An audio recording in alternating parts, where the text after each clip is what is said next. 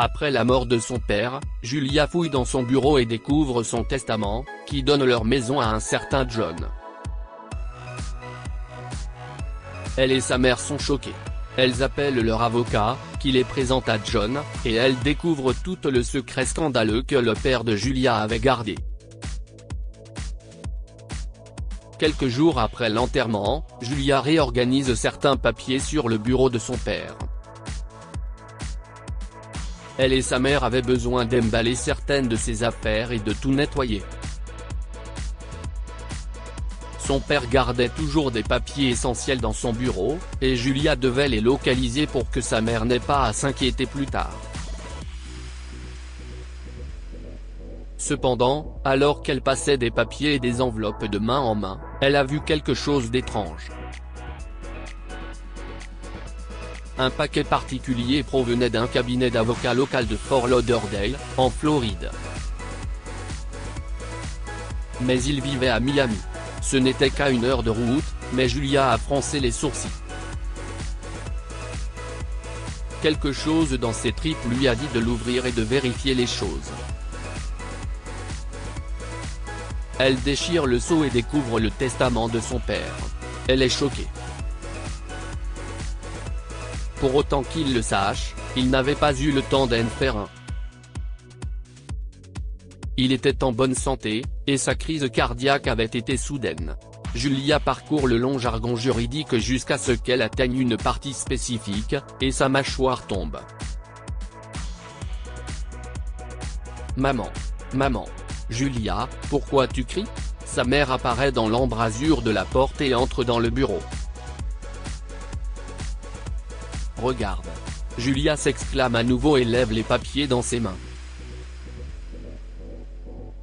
Attends, laisse-moi mettre mes lunettes, dit sa mère, Madame Moss, en mettant ses lunettes de lecture et en saisissant les papiers. Oh là là, point maman, tu étais au courant ? Non, chérie. Je n'avais aucune idée. Qu'est-ce ce que ça dit ? Madame Moss a demandé à sa fille. La maison et tout le reste reviennent à un certain John Serrano. Qui est-ce ? Julia s'est exclamée, inquiète. Elle n'arrivait pas à croire que son père avait laissé sa femme sans rien. Je ne sais pas, Julia. Si est tellement étrange. Tu es sûre que si est illégitime ? Madame Moss a répondu, levant les yeux vers sa fille, l'inquiétude sur le visage. Je ne le sais pas non plus. Mais appelons le cabinet d'avocats, dit Julia, en essayant de rester calme. Elle fait une recherche sur Google et obtient le numéro de téléphone du cabinet d'avocats. Après avoir demandé autour d'eux, ils ont découvert que l'avocat de son père était un homme nommé Isaac Abrams. Il la connecte à sa ligne téléphonique privée et il propose de les rencontrer le lendemain. Julia et Madame Moss ont pris leur voiture le lendemain matin et ont fait le voyage jusqu'à Fort Lauderdale, ne comprenant toujours pas pourquoi Moss avait fait une telle chose. Pendant le trajet jusqu'au bureau de l'avocat, beaucoup de choses passent par la tête de Julia. Pourquoi Fort Lauderdale ? Qui était ce John Serrano ? Pourquoi maman ne savait-elle rien de lui ? Que cachait son père ? Heureusement, ils arrivent assez vite et entrent dans le cabinet d'avocats. On les escorte jusqu'au bureau de Monsieur Abrams et on leur dit d'attendre quelques minutes. Finalement, l'avocat est apparu avec un autre homme à ses côtés. Julia a su immédiatement que ce devait être John. Il avait à peu près son âge, ou peut-être quelques années de plus qu'elle. Son intuition lui dit que John doit être quelqu'un d'important. Son père faisait cela pour une raison précise, mais il ne supportait pas de le leur dire. Madame Moss et Mademoiselle Moss, je suppose ? Si est-il un plaisir de vous rencontrer. Je suis Isaac Abrams, se présente l'avocat en tendant la main pour serrer la leur.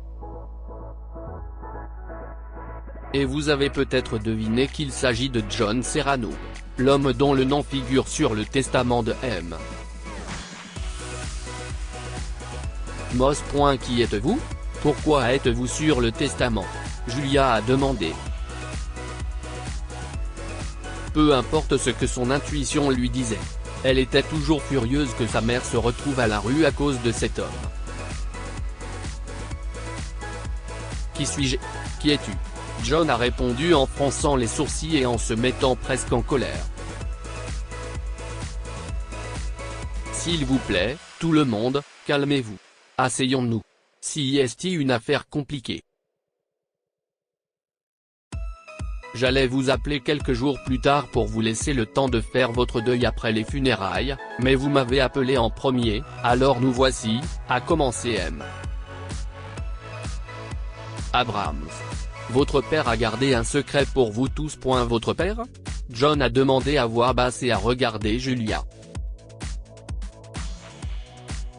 Elle le regarde en retour, les sourcils baissés. Oui, si est mon père, répond Julia. Monsieur Moss était aussi le père de John, Madame Moss, révèle Monsieur Abrams. La bouche de Julia s'est ouverte. Sa mère ne sait pas quoi dire, mais elle fixe John et Julia dans les deux sens. John a l'air confus, et l'avocat reprend la parole. M. Moss m'a chargé d'expliquer tout cela parce qu'il ne pouvait pas le faire lui-même. Il y a quelques années, il a repris contact avec John après l'avoir trouvé sur les médias sociaux, correct? M. Abrams a vérifié auprès de John, qui a hoché la tête. Voulez-vous continuer l'histoire, John? Eh bien, je veux dire. Il n'y a pas grand-chose à dire. Lui et moi avons commencé à nous voir plusieurs fois par mois et tout ça. Mais il ne m'a jamais parlé de vous. Je croyais qu'il n'avait pas d'autres enfants. Je suppose qu'il ne t'a pas parlé de moi non plus, hein? John a dit d'un air penaud.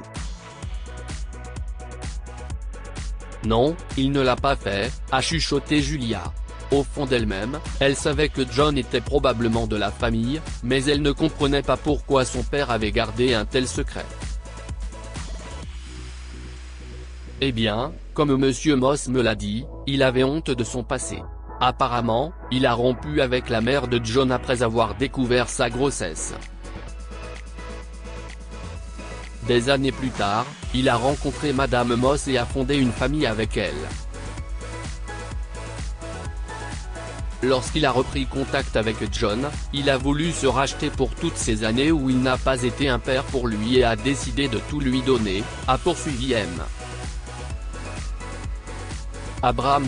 Julia et sa mère hochent la tête, bien qu'elle soit encore sidérée. Je suppose que nous devrions déménager de la maison dès que possible, dit Madame Moss, résignée. Non, maman. Si est ta maison, a rétorqué Julia. Pas d'après ces documents. Elle appartenait à ton père avant notre mariage. Je ne sais pas si j'ai des droits dessus, poursuit la femme âgée. Finalement, John prend la parole. Je n'ai aucune envie de te chasser de ta maison. Tu peux la garder. Je n'en ai pas besoin. Je ne veux pas non plus déménager à Miami. Mon travail est ici. Merci, dit Julia en poussant un énorme soupir de soulagement. Elle s'inquiète pour sa mère et pour l'endroit où elle va vivre, mais l'attitude de John est un poids considérable pour elle. Il continue à parler, et Monsieur Abrams accepte de les aider à tout organiser. John a également suggéré de partager l'argent entre eux tous. Je ne l'ai pas contacté pour de l'argent ou quoi que ce soit. Je vais parfaitement bien. Je voulais juste apprendre à le connaître, a-t-il expliqué. Ils ont terminé la réunion, et John a donné son numéro de téléphone à Julia. au cas où tu en aurais besoin, dit-il et il quitte le bâtiment. Quelques jours plus tard, toutes les formalités administratives étaient réglées et Julia pensait pouvoir oublier toute cette épreuve. Mais elle a appelé John à l'improviste et a discuté avec lui. Il était marié et avait 2 enfants, tandis que Julia avait 2 chats. Ils se sont appelés au moins une fois par semaine, et Julia l'a invité à rencontrer la famille élargie. Très vite, il est devenu l'une des personnes les plus importantes de sa vie, et elle a terriblement gâté ses enfants. Au fond d'elle-même, elle en voulait toujours à leur père parce qu'il avait manqué des années de connaissances mutuelles, mais il avait probablement peur de ce qu'il penserait. Il était humain, et les erreurs font partie de la vie. Que pouvons-nous apprendre de cette histoire? Tout le monde fait des erreurs. Nous faisons tous des gaffes de temps en temps. L'important est d'en tirer une leçon et de changer pour le mieux. Monsieur Moss n'a pas eu l'occasion de présenter John à sa famille, mais il s'est rattrapé du mieux qu'il a pu. Un étranger peut devenir une partie importante de votre vie. Julia et John ont fini par se considérer comme des frères et sœurs, même s'ils n'étaient pas sûrs l'un de l'autre au début. Partagez cette histoire avec vos amis. Elle pourrait égayer leur journée et les inspirer. Si vous avez aimé cette histoire, alors vous aimerez sans doute celle d'un clochard qui trouve un livre dans une benne à ordures et une enveloppe avec une photo en tombe.